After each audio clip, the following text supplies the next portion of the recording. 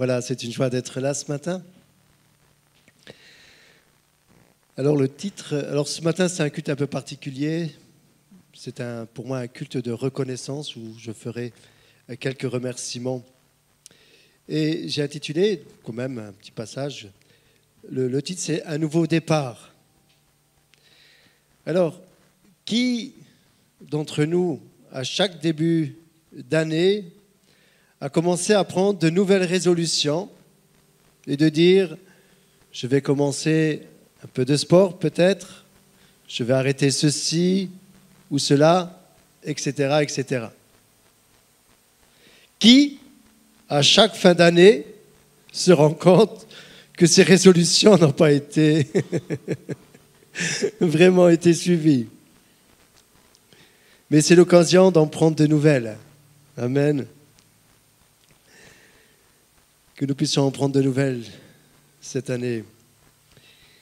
Avant d'exprimer les vœux pour la nouvelle année, il me semble très important ce matin de remercier les uns et les autres pour leur application. Sans cela, l'œuvre ne serait pas ce qu'elle est. Mon épouse et moi-même sommes heureux d'être au service de notre Dieu pour la conduite de cette Église. Merci à nos enfants qui, avec nous, sont impliqués dans l'Église, chacun dans sa tâche. Pour nous parents, il n'y a pas de plus grande joie de voir que nos enfants marchent dans la vérité. Moi et ma maison, nous servons l'Éternel et l'Église. Je vais changer un petit peu. Nous vous remercions pour la confiance et l'affection que vous nous témoignez.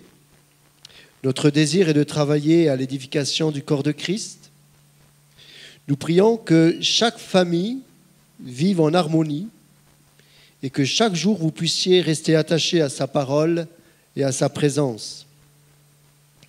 Vivre la liberté en Christ, c'est le plan de Dieu pour chacune de nos vies. Si le Christ vous affranchit, vous serez réellement libre. Nous voulons, par sa grâce, vous aider à prendre des victoires dans vos vies. Nous sommes là pour cela aussi. Être libéré de toute chaîne qui peut encore être présente, ou même certaines chaînes du passé qui nous tiennent encore. Nous voulons prier pour que toute blessure puisse être guérie, que chacun d'entre vous puissiez entrer dans les œuvres que Dieu a préparées d'avance et que vous puissiez pleinement les pratiquer. C'est vraiment notre désir. Que chacun d'entre nous soyons concernés par l'avancement du royaume de Dieu.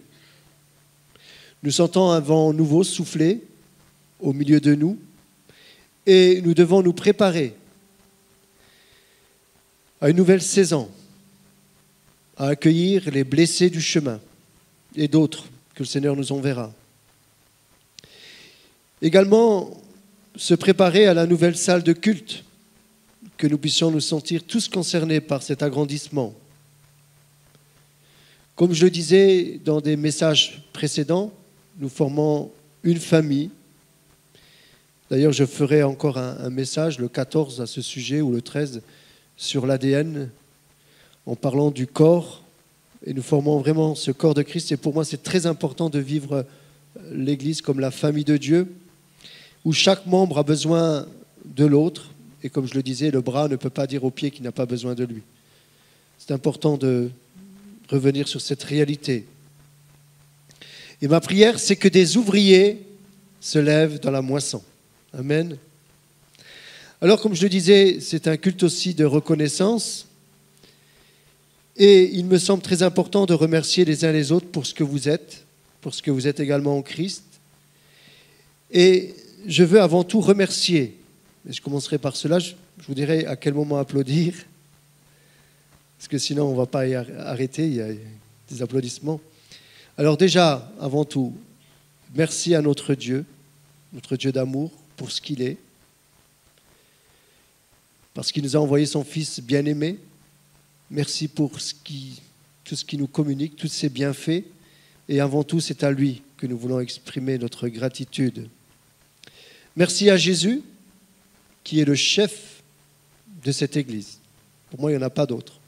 Moi, je suis là, mais je me cache C'est Jésus que je veux mettre à l'honneur, qui est vraiment le chef de cette Église. Et ce matin, à lui soit toute la gloire. Merci au Saint-Esprit qui nous conduit dans toute la vérité, notre consolateur, notre soutien. Amen. Alors, je vous inviterai à vous tenir debout. Nous allons faire une ovation pour notre Dieu. Amen.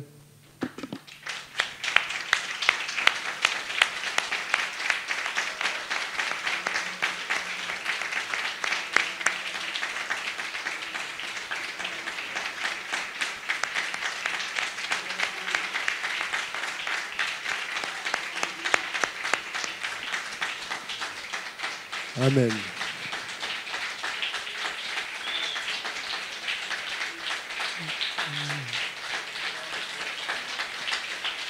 Amen, amen. À lui soit toute la gloire. Alors j'espère ce matin oublier personne dans les remerciements. Vous pouvez vous asseoir. Alors je commencerai par mon épouse. Merci à mon épouse, une femme de Dieu que Dieu a mise à mes côtés pour son soutien dans le ministère et pour ce qu'elle est pour moi, pour l'Église, ma moitié. Une épouse formidable. Je bénirai jamais assez Dieu pour l'épouse qu'il m'a donnée. Merci au pasteur stagiaire et son épouse, Christelle. Merci Alexandre pour votre investissement complet. Alexandre, au travers des messages que tu apportes, et je me réjouis de voir la manière dont Dieu te conduit et t'enrichit. C'est une réelle bénédiction pour l'Église. Merci aussi pour le travail que tu fais au travers du groupe de jeunes. Je crois que tu commences à être un peu trop chargé là, avec les rendez-vous pastoraux que tu as commencé à faire. Et merci aussi à Christelle pour tout le soutien qu'elle t'apporte dans le ministère. Que Dieu te donne aussi de l'aide, aussi pour tout ce qu'il a pour toi. Merci à Christelle pour la gestion de la sono, avec toute l'équipe, pour tout le travail que tu fais. Merci à Dorian.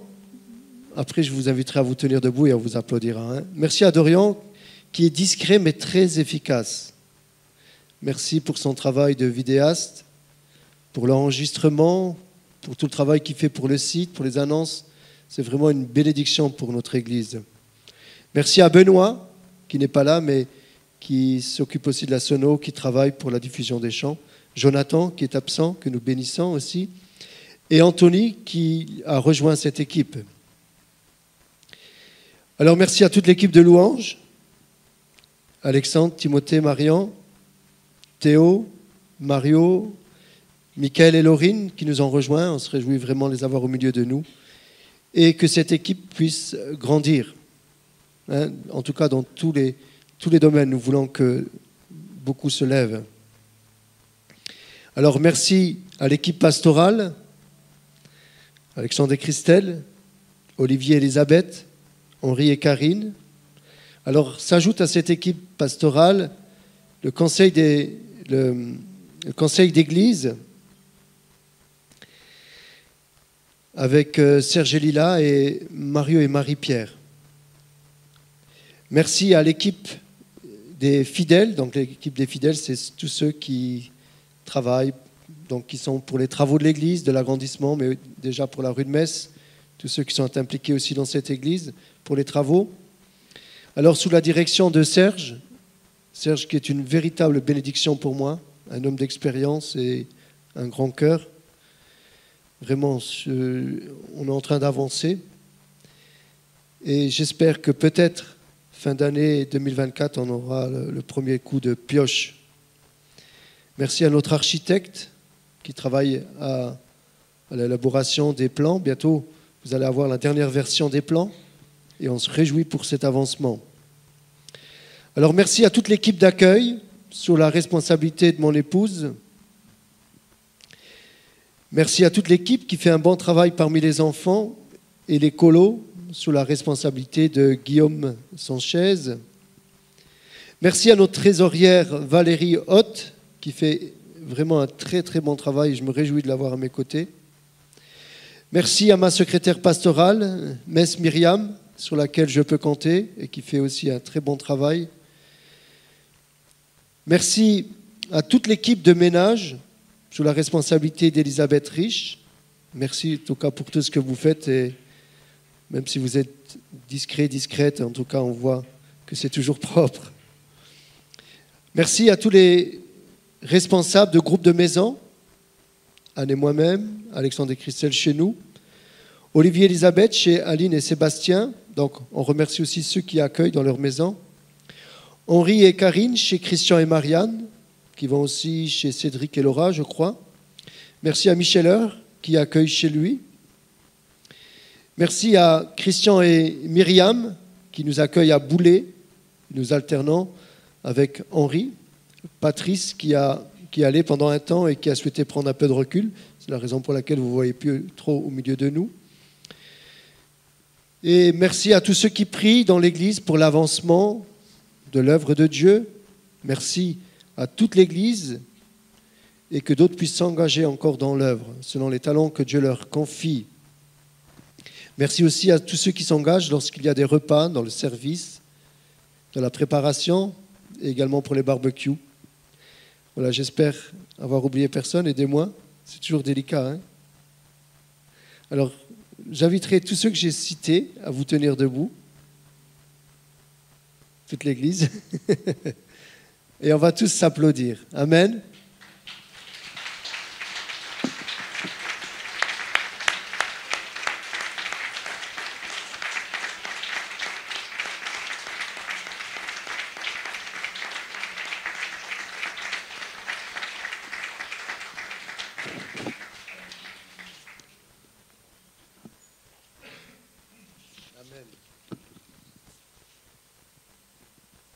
Voilà, ça c'était pour la première partie.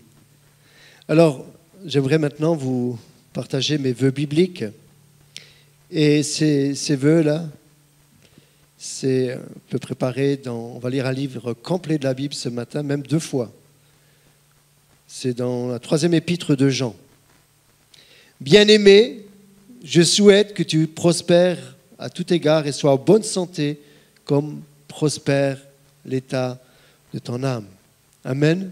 Tu peux préparer le passage. Alors, c'est ma prière pour chacun. Et c'est ce que je voudrais vous partager ce matin. L'auteur fait l'éloge de Gaius en raison de sa fidélité et des services qu'il rend aux croyants. Tu veux bien mettre le passage ? Bien-aimé, je souhaite que tu prospères à tout égard et sois en bonne santé comme prospère l'état de ton âme.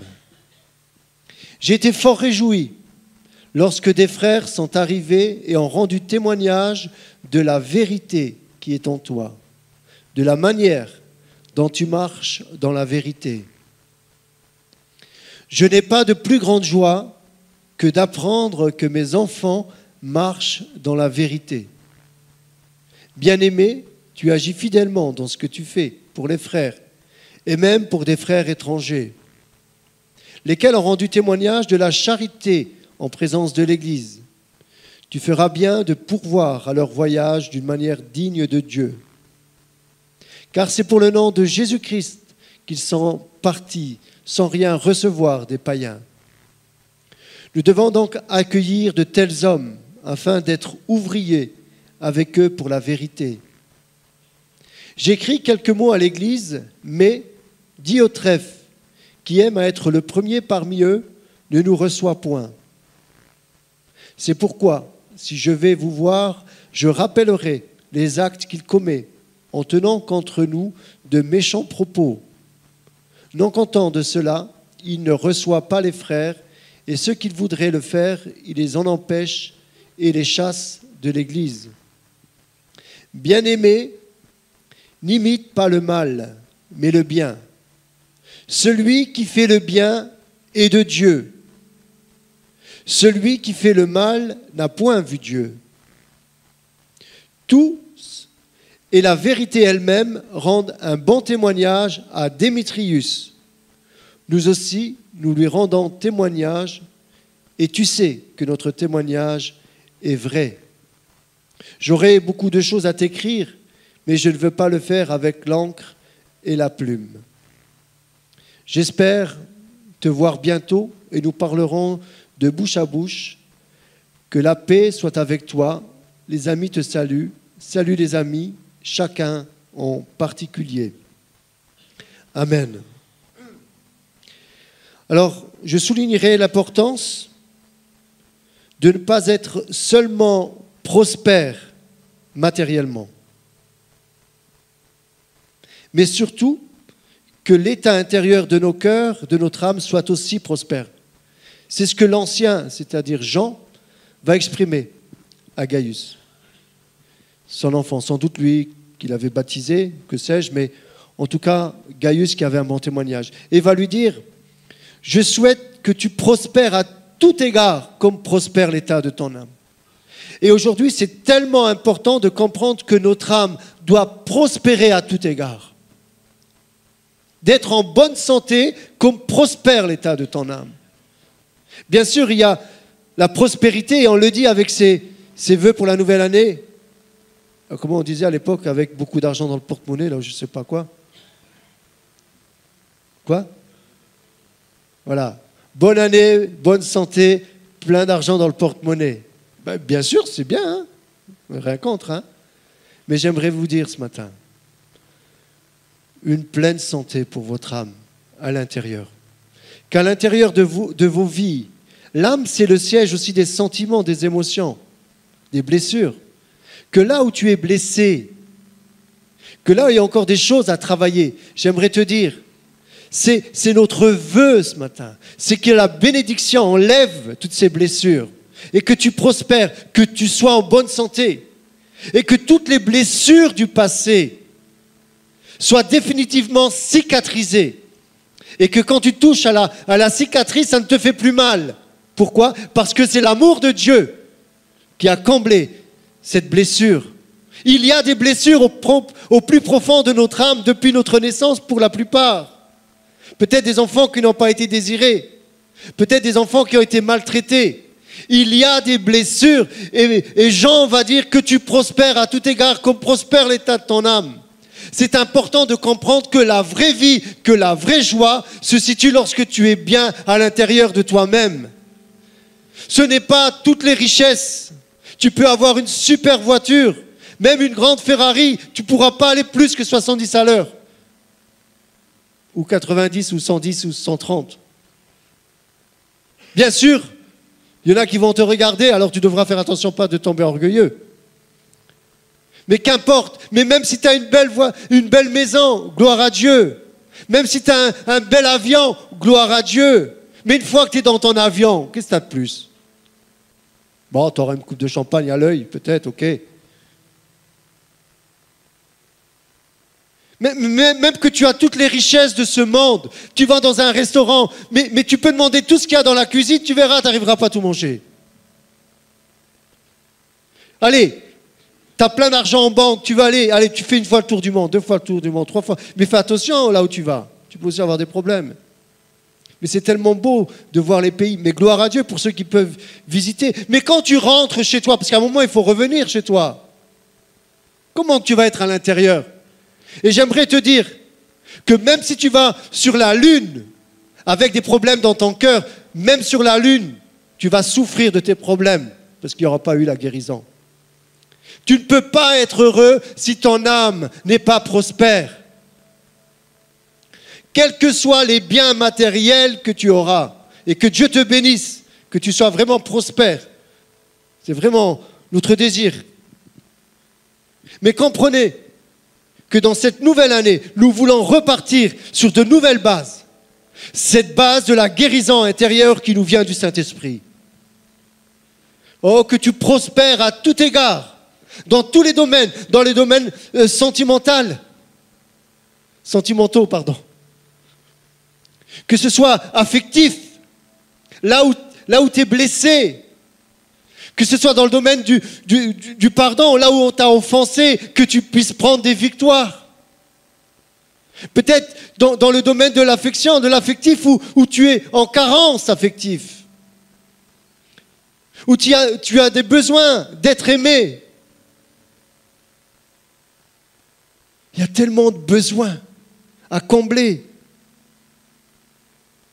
J'aimerais te dire ce matin, c'est la bénédiction de l'Éternel qui enrichit, il ne la fait suivre d'aucun chagrin. Tu veux être heureux ce matin, donne tout à Jésus. Pas à 99%, donne tout à Jésus. Alors ce matin, c'est vraiment ma prière que j'insiste sur cela ce matin. Je ne voulais pas insister, mais je sens que je dois insister pour plusieurs. Je sens que je dois insister pour plusieurs. Il y a encore des blessures qui sont là, bien ancrées dans les cœurs. Ce n'est pas simplement en venant au culte comme ça qu'on se dit « ça y est, j'ai été béni, tout est... » Non, il y a un travail à faire pour la guérison intérieure. Ça ne se fait pas tout seul. Des blessures, ça ne s'enlève pas tout seul. Il y a un processus, il y a un travail à faire. Comme lorsqu'il y a des maladies, il y a un traitement qui doit faire son accomplissement. J'aimerais te dire, c'est la parole de Dieu. Lorsque tu vas commencer à t'attacher, mais sérieusement, à une lecture assidue de la parole de Dieu, il y a des passages qui vont venir comme des baumes, venir sur ton cœur. Il n'y a pas d'autre moyen. C'est la vérité qui t'a franchi. Et c'est la vérité, c'est Jésus. Tu veux vraiment ce matin être guéri intérieurement? J'aimerais te dire, commence à ouvrir le cœur de Dieu. Quand tu ouvres la parole de Dieu, tu ouvres le cœur de Dieu. Et le cœur de Dieu, tu es dans son cœur. En ouvrant le cœur de Dieu, tu ouvres ton cœur. Et là, Dieu va pouvoir commencer à prendre ta vie en main et commencer à cicatriser, à te dire, ok, j'ai vu ce que tu as vécu. Peut-être, on ne sait pas, nous, ce que vous vivez, les difficultés que vous avez vécues, les traumatismes, on ne sait pas ces choses. Mais j'aimerais te dire que Dieu te voit dès le départ. D'ailleurs, j'ai eu un petit mot ce matin de Olena, je n'avais pas tout lu tout à l'heure quand on a prié. Elle est retournée en Ukraine, il y a des bombardements, elle voit des morts, c'est terrible ce qui est en train de se passer partout, la méchanceté de l'homme. Mais j'aimerais vous dire que Dieu reste au contrôle de tout ce qui se passe et Dieu revient bientôt.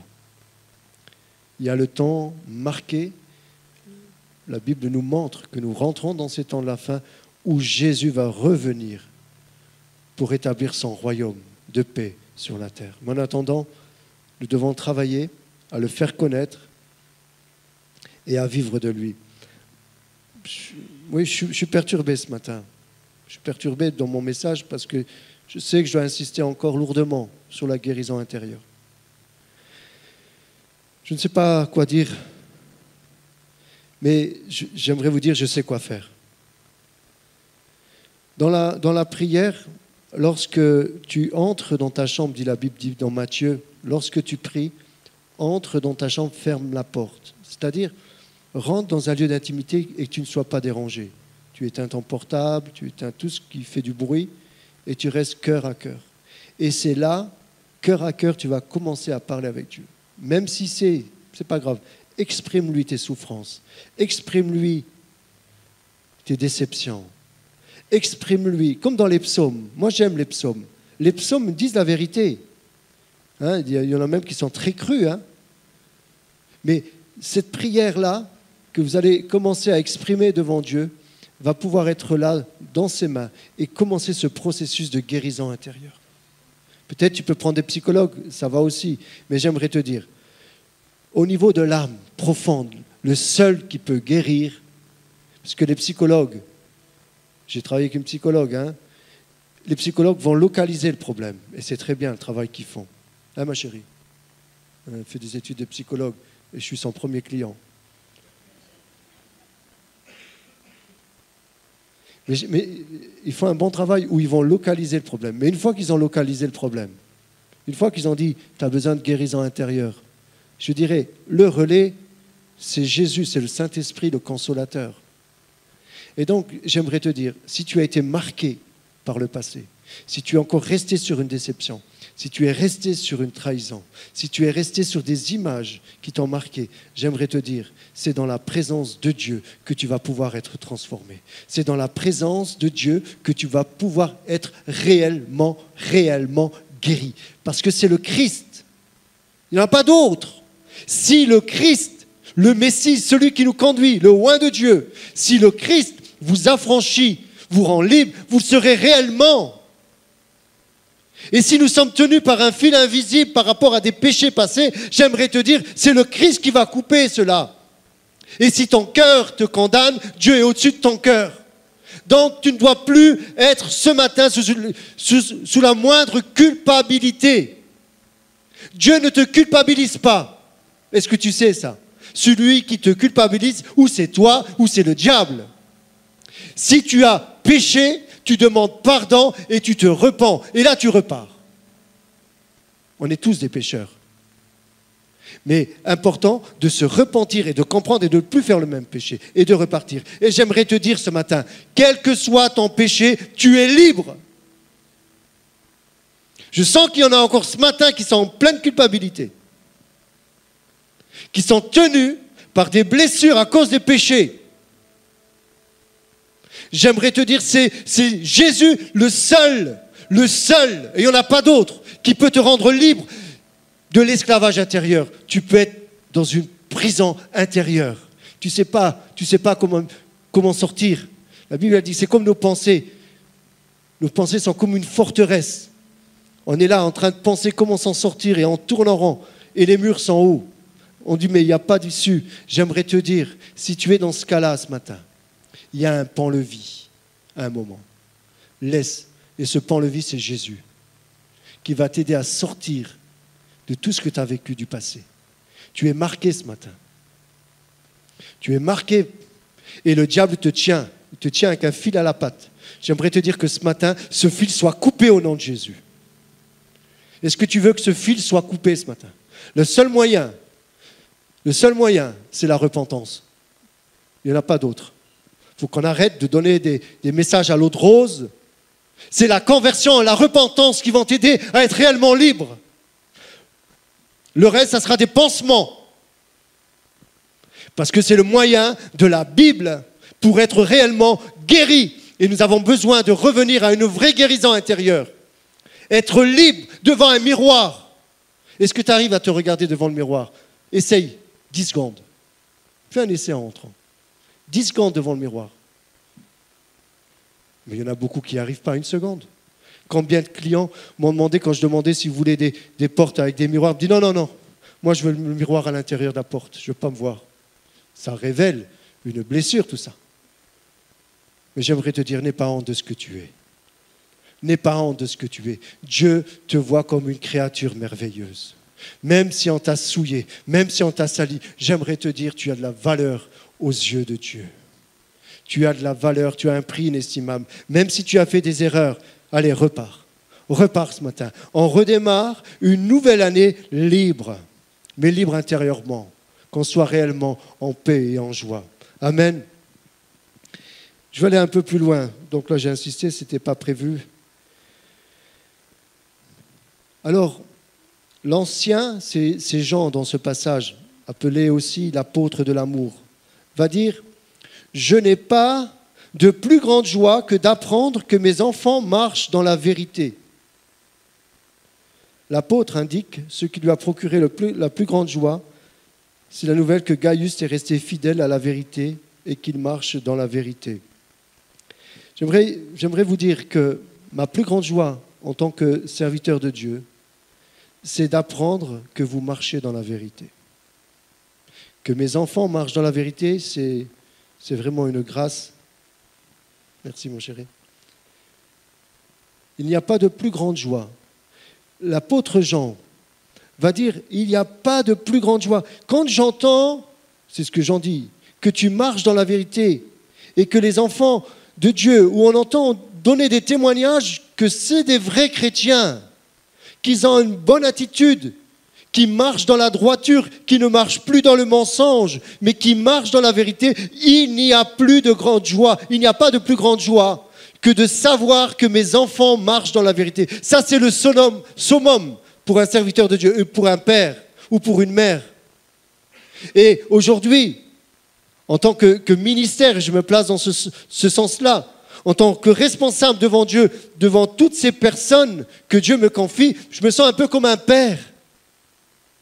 Même si je suis jeune et qu'il y en a qui sont beaucoup plus âgés que moi, mais je sens qu'au travers du ministère, je dois prendre les uns et les autres comme des enfants spirituels et les apprendre à marcher dans la vérité. Et ensuite, quand je les vois les uns et les autres grandir, il n'y a pas de plus grande joie lorsqu'on prend des victoires en Christ. Et lorsqu'on se détourne du mensonge, lorsqu'on se détourne de ces choses pour marcher dans la vérité. Et j'aimerais dire que la vérité a un nom. Vous savez que dans cette lettre, on va la relire, cette lettre fait référence à 4 personnes. Il y a Gaius qui a un bon témoignage, il y a Diotrephe qui a un mauvais témoignage, il y a Démétrius qui a un bon témoignage.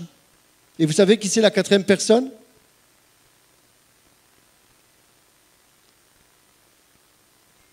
On peut dire que c'est Jésus, bien sûr c'est Jésus. La 4e personne, c'est la vérité.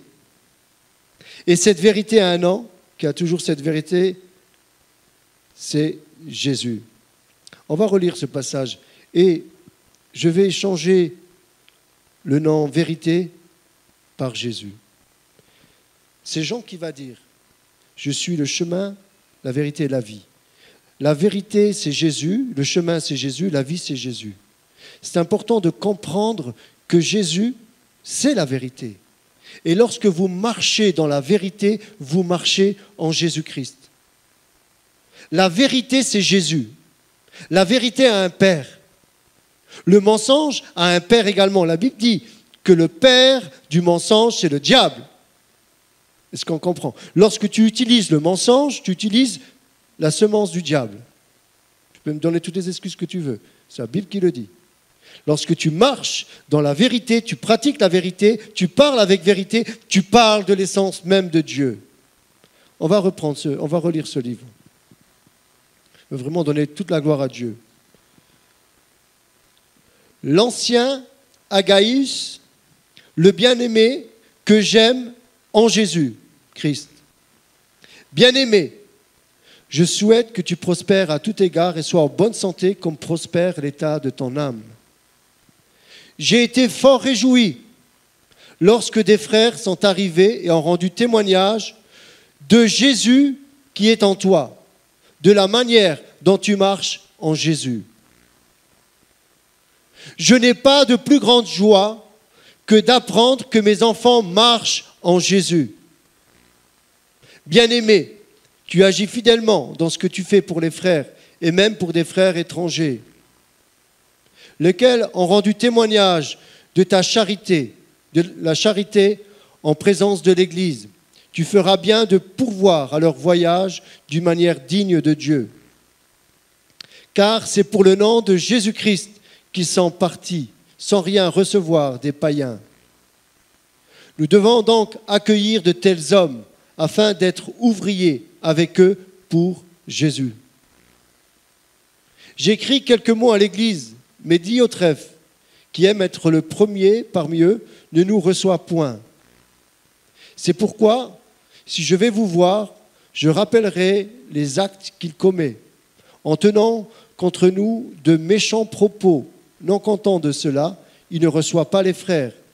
Et ceux qui voudraient le faire, il les en empêche et les chasse de l'Église. Bien-aimé, n'imite pas le mal, mais le bien. Celui qui fait le bien est de Dieu. Celui qui fait le mal n'a point vu Dieu. Tous, et Jésus lui-même rend un bon témoignage à Démétrius. Nous aussi, nous lui rendons témoignage, et tu sais que notre témoignage est vrai. J'aurais beaucoup de choses à t'écrire, mais je ne veux pas le faire avec l'encre et la plume. J'espère te voir bientôt, et nous parlerons de bouche à bouche. Que la paix soit avec toi. Les amis te saluent. Salut les amis, chacun en particulier. Amen. La vérité a un nom. Rester fidèle à la vérité, c'est rester fidèle à Jésus-Christ, qui a dit « Je suis la vérité ». Dans cette lettre, nous voyons que Gaius a un bon témoignage. Des chrétiens vont parler de son hospitalité, de l'amour qui est en lui, mais également de Diotrephe. Diotrephe qui, lui, a un mauvais témoignage. Il refuse d'accorder l'hospitalité à des enseignants itinérants, pourtant approuvé par l'apôtre Jean. En fait, c'était ces évangélistes. Donc à l'époque, forcément, il n'y avait pas les hôtels. Ils étaient accueillis chez les chrétiens, chez les serviteurs de Dieu, lorsqu'ils allaient annoncer la parole de Dieu. Et on entend dire que Diotrephe, qui est responsable d'église, je ne sais pas comment il a fait pour être responsable d'église. Vous savez pourquoi? Parce qu'il ne correspond pas au cahier de charge. Vous voulez servir Dieu? Vous devez correspondre à un cahier de charge. Voilà, on en parle dans Timothée, dans Tite. Je vais lire dans Timothée. Cette parole est certaine. Si quelqu'un aspire à la charge d'évêque, c'est-à-dire de responsable, de pasteur, d'ancien, il désire une œuvre excellente. Il faut donc que l'évêque soit irréprochable, mari d'une seule femme, sobre, modéré, réglé dans sa conduite, hospitalier, propre à l'enseignement. Il faut qu'il ne soit ni adonné au vin, ni violent, mais indulgent, pacifique et désintéressé. Et j'ajouterai, il faut qu'il marche dans la vérité. Mais Diotrephe, je ne sais pas. Et à cause de Diotrephe, et vous savez, des fois c'est ce qui se passe.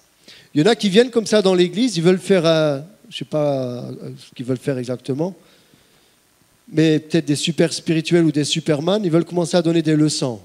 Il faut pas, il faut faire ça, il ne faut pas faire ça. Et il y en a qui se permettent de faire des réflexions, surtout aux nouveaux. Ça, je ne supporte pas. Il y en a qui vont être les justifiés de Dieu, les justiciers de Dieu, pardon. C'est important, parce que Diotrephe va donner un mauvais témoignage à l'Église. Et vous savez, il y a des personnes qui viennent pour les premières fois, et quand on les agresse, ils ne reviennent plus, à cause de Diotrephe, parce qu'il a donné un mauvais témoignage. Nous devons être là pour accueillir les blessés du chemin. Et même s'ils viennent ici avec des langages un peu farfelus, ce n'est pas grave. Nous devons les aimer comme ils sont, et voir en eux l'œuvre que Dieu va faire, sans les juger. Diotrephe s'est permis, en plus il n'a même pas reçu chez lui, et il faisait du tort. Et l'apôtre Jean dit, moi quand je vais le remettre en place. Il y a les bons témoignages, il y a Démétrius qui avait un bon témoignage de son hospitalité, qui était réputé. Il y avait Gaius qui avait un bon témoignage. Est-ce que ce matin, tu es Gaius Démétrius ou tu es Diotrephe? Quand on parle de toi, comment on parle de toi? Peut-être ce n'est pas encore favorable, mais tu peux changer. Si tu as un mauvais témoignage, tu peux changer. Mais j'aimerais te dire, tu veux plaire à Dieu, marche dans la vérité. Tu veux plaire à Dieu. Des fois, on dit, Seigneur, je te donne ma vie, je veux te faire plaisir. Ok, Dieu entend votre prière ce matin. Dieu a entendu votre prière. Répondez-lui. Tu veux lui dire, tu veux le servir? Tu veux dire que tu veux lui être agréable? Écoute bien ce que je te dis. Alors, si c'est ton cas, tu lui dis, dans sa présence, je veux marcher dans la vérité. Il sera comblé. Parce que quand tu dis, je veux marcher dans la vérité, ça veut dire que tu veux marcher en Christ, tu veux marcher en lui. La vérité a un nom. Beaucoup utilisent le mensonge des fois pour s'en sortir. Tu n'iras pas loin avec le mensonge. C'est la vérité qui te rend libre. C'est la vérité. Écoutez, je vais vous dire quelque chose. J'avais déjà donné ce témoignage. La vérité rend libre, mais la vérité peut te condamner. Si tu tiens la vérité captive, tu peux être enchaîné et ça peut déclencher des maladies dans ta vie. Tu sais ça? J'ai vécu une expérience aux soins palliatifs. J'étais avec mon ami Nico, et c'est lui qui accompagnait cette personne, mais il m'a mis au courant, et puis j'ai pu suivre aussi un peu cette personne. Cette personne-là avait le cancer des os. Elle était en phase terminale. Et on m'a expliqué un peu ce qu'elle vivait. Et je peux dire, hein, cette personne est décédée, on ne sait pas qui c'est. Mais cette personne-là, ce qui avait déclenché le cancer, c'est qu'elle avait gardé un mensonge en elle, ou une vérité, plutôt une vérité, qu'elle n'avait pas voulu dire à son mari.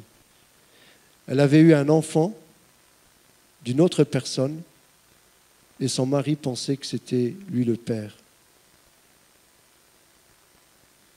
Ça existe, hein? Et elle a grandi avec ça, elle a vécu pendant un moment, jusqu'à ce qu'elle n'arrive plus à le supporter. Je crois qu'elle l'a dit, le dernier jour avant de mourir. Je ne sais même pas si elle l'a dit. Je ne sais même pas. Mais en tout cas, ce mensonge, ou le fait de ne pas avoir dit la vérité, a déclenché en elle la maladie des os. Et on retrouve ça dans Job. Tant que je me suis tu, mes os se consumaient. Vous voyez le danger de ne pas suivre la vérité? Elle a gardé cela, elle était prisonnière, et ça a déclenché en elle quelque chose. Par contre, il nous est dit que la vérité vous rendra réellement libre. La vérité qui est Jésus. Lorsque tu confesses de ta bouche, tu seras libéré d'un poids. On est là pour cela, nous les serviteurs de Dieu. Si vous avez besoin, s'il y a un poids en vous, vous vous sentez prisonnier, ou vous êtes peut-être victime de quelque chose que vous portez en vous et qui vous range de l'intérieur, j'aimerais vous dire, on est là pour vous aider. Et pour prendre une victoire et fermer la bouche au diable. Le tenir éloigné de vos vies. C'est important la confession aussi envers les serviteurs de Dieu. On n'est pas là pour vous juger, mais on est là pour vous aider à prendre des victoires dans votre vie. Alors si ce matin, je reviens là-dessus, excusez-moi, mais je sens que c'est le Saint-Esprit qui parle ce matin. Si ce matin tu es encore sous une culpabilité, si ce matin tu es sur le poids de quelque chose que tu as du mal à gérer tout seul, en toute intimité, venez nous trouver, venez me trouver ou aller trouver d'autres. Mais venez et on va vous aider. Peut-être il y a des images qui te restent à l'esprit de traumatisme, de ce que tu as vécu. Tu as du mal à t'en défaire. J'aimerais te dire que c'est la vérité qui va te rendre libre. Il n'y a que Jésus. Peut-être tu as entendu des choses qui t'ont marqué. En fait, on entend, ça va dans notre âme et c'est là. Et c'est comme un volcan qui sommeille. Et à un moment, il y a une éruption. C'est comme quand il y a un moteur de recherche. Si par exemple, il y a des mots qui font peur, je prends un exemple. Hein. Je prends l'exemple de divorce. Peut-être tu as vécu un divorce et c'est en toi. Et dès que, c'est comme là, parce que tu n'as pas été guéri de tout ça, et lorsque tu entends ce mot, paf, il y a comme des choses qui se lèvent en toi, des protections, et tu es mal intérieurement. C'est comme un moteur de recherche. Et j'aimerais te dire ce matin que, au niveau de cette racine qui est là et qui t'agresse, qui te tient, j'aimerais te dire ce matin, quelle que soit la racine de ces mots, quelle que soit la racine de ce que tu as vécu, il n'y a rien que Dieu ne puisse faire pour te libérer complètement. Nous avons un Dieu qui guérit, pas seulement le corps, mais l'âme. Je souhaite que tu prospères à tout égard comme prospère l'état de ton âme. C'est ton âme ce matin qui doit être en bonne santé. Bien sûr, le corps physique aussi doit être en bonne santé. Et quand il n'est pas en bonne santé, on en fait les frais. Je crois que ça fait, je ne sais pas si c'est déjà arrivé. Pour tout vous dire, je remercie Dieu parce que je ne sais pas si j'allais pouvoir prêcher ce matin. J'étais cloué au lit hier, toute la journée. Pas moyen de me lever. C'était horrible ce que j'ai vécu hier. J'ai pris froid. C'était horrible. Donc je comprends quand le corps est malade, qu'on n'est pas bien. Mais si ton corps est malade et ton âme est malade, c'est encore plus compliqué. Parce que quand tu es couché, tu penses à tout. Hein? J'aimerais te dire ce matin. C'est vraiment mes vœux pour cette année. Que tu sois en bonne santé. Que ton âme soit en bonne santé. Amen. Prenons cette victoire ce matin. Prenons cette victoire. Commence l'année. Commence l'année en te disant, je ne veux pas recommencer une année 2024 encore sous une oppression. Je ne veux pas commencer l'année 2024 encore sous une condamnation. Je veux commencer cette année 2024 en prenant des victoires dans tous les domaines de ma vie. Je ne veux pas laisser le diable continuer à m'asservir, continuer à m'empêcher d'être pleinement heureux, heureuse. J'aimerais te dire, Dieu est amour. Parce qu'il est amour, il veut ton bien. Et le bien qu'il veut, c'est que tu sois en bonne santé. Alors commençons cette année. Commençons cette année en disant, Seigneur, je commence cette année avec toi qui est la vérité. Et maintenant, je t'ouvre mon cœur. Je t'ouvre mon âme. Tu vois ces blessures, ce manque de pardon, ce manque, Seigneur, d'amour que je n'ai pas reçu, ou de déception, ou de trahison.